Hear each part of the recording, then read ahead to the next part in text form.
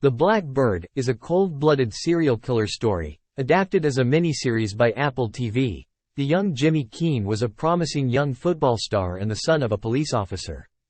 He fell from grace after being caught up in a huge drug bust in the 90s called Operation Snowplow. So Jimmy was sentenced 10 years in prison. While serving his time, he was approached by the FBI asking him for help, but in return he will get his freedom. At first he hesitated, but considering the 10 years he was given, he accepted the mission despite being risky, since he needed to befriend a serial killer called Larry Hall, in a maximum security prison for the criminally insane.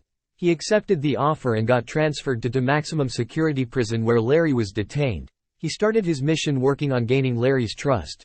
Jimmy was somewhat successful after a couple of months, but those months went like hell for him, after getting blackmailed by one of the guards, who discovered that his father was a former police officer. So he asked him for money in return for his silence.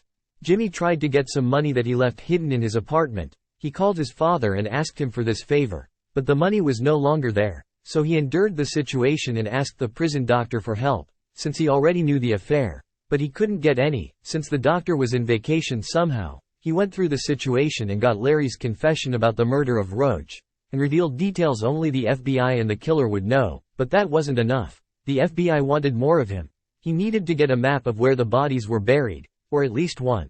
Luckily Jimmy found out that he had a map identifying several locations.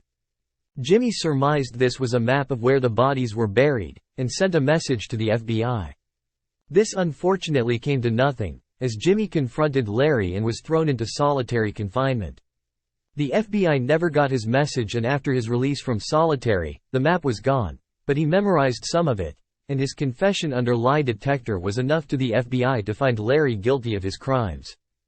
Thank you for watching this quick recap of this miniseries. For more videos don't forget to subscribe, like, and share.